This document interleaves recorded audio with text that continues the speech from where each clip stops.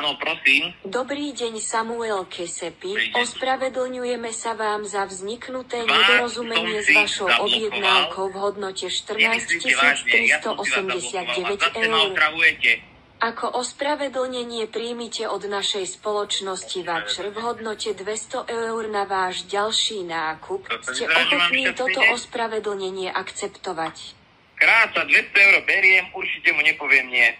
Rozumiem, Takže paráda. mrzí nás, že ste sa rozhodli tento dar neprijať, avšak je to vaše rozhodnutie. dar prijímam. Chceme vás teda Čo aspoň zase vymýšľate a poprosiť, aby špekulujete? ste nám nezanechali zlú recenziu na našu firmu. Ak súhlasíte, povedzte áno. Počúvajte ma.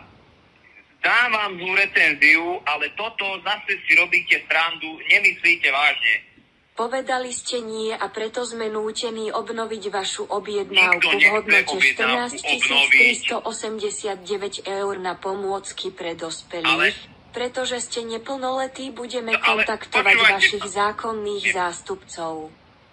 Ak sa rozhodnete svoje rozhodnutie zmeniť, stlačte Nie, nie, 1, dobre. zatiaľ vám pustíme hudbu do pozadia. No už si to chcem zmeniť, lebo toto... Nie.